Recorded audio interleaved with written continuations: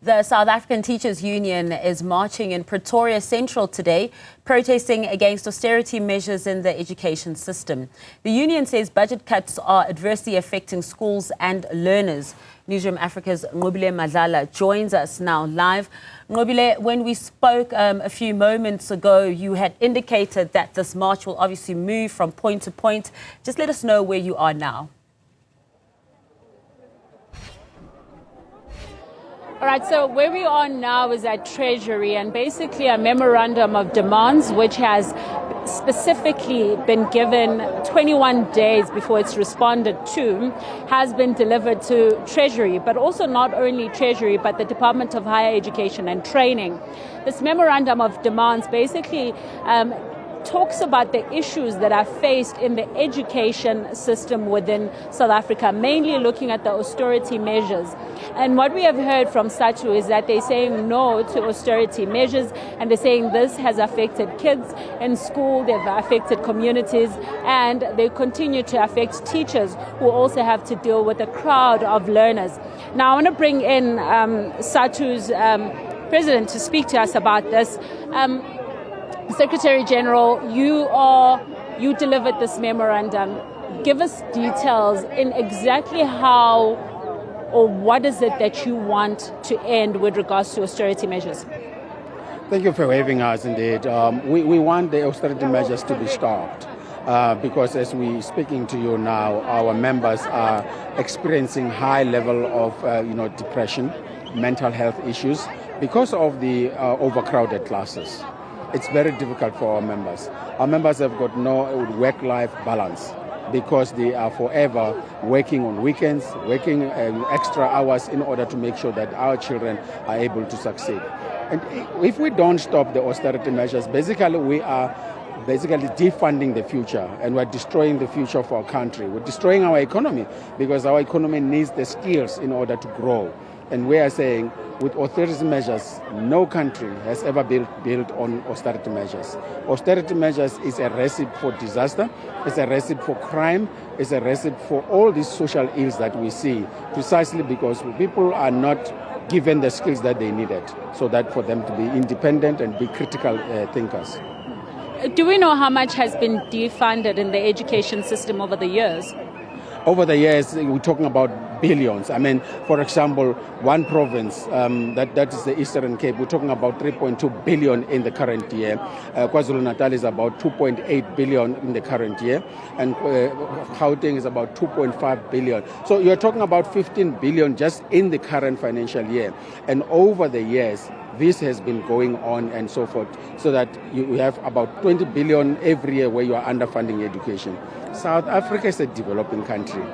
South Africa does not need 96% of the GDP. It needs more than that because our rural schools are so deplorable.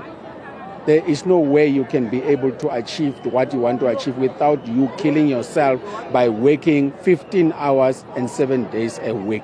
That is not educationally sound. However, our teachers are doing that. If you don't have laboratories and libraries, you're saying that these children must just memorize. And basically, you're not developing them to be critical thinkers, to be innovators, to be creators. What you are doing is that they must just pass the examination, and then you don't care where they go. And that is what we are not going to allow as the South African Democratic Teachers Union, because we believe education is a game changer. We believe it's a social vaccine. So if you invest in education, you invest into the future. You specifically called out the Department of Higher Education and Training as they haven't sent someone to receive the memorandum of demands. What is it that you want fixed in that in that higher education? In the higher education, in particular in the TVET colleges, our teachers are suffering from burnout, precisely because of the vacancies that are not being filled due to some moratorium. We don't know where it comes from. The department does not respect collective bargaining. They don't pay the 37% in lieu of the benefits for those lecturers who are still temporary. The temporary lecturers, they stay temporary for a very long time. Positions in management for principal, deputy principals are not being filled. People are acting like in Hollywood. And we are saying this cannot happen. when the higher education department basically has got to be an interventionist in terms of the economy by making sure that our students have that. So you also have a situation where we are demanding that the department must stop, sidelining Sadtu. They are blocking our membership forms at the level of the administration. That is undermining the law, because the Labour Relations Act, provides us the organizational right. Our students are not receiving certificates on time. It spent about 4 years before a student gets the certificate for a diploma, national diploma. I mean, where on earth have you ever had that? Because then you are saying the student has completed, but the student cannot find a job because they've got to then wait for that particular diploma certificate to be offered to them. It can't be. The burnout and the mental health in education, in the TVET college, this gender-based violence, our students are being raped because there's no security.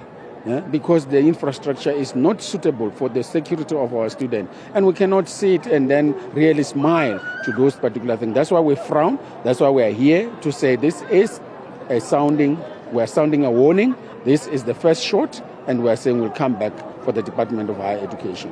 And I know that you've given them 21 days. What are you expecting in 21 days? In 21 days, we expect them to respond and implement the things that we have written in the memorandum. We expect them to come back to us in the Education Labour Relations Council and proceed with negotiations around the issues that we have raised, issues of pay progression, issues of these positions that are not being filled by professionally qualified people. We're not saying fill the position of management by any other person, because we have to raise the standard of education and training in our country in order to intervene in the economy that is there. So in 21 days, if they don't respond, our members are ready.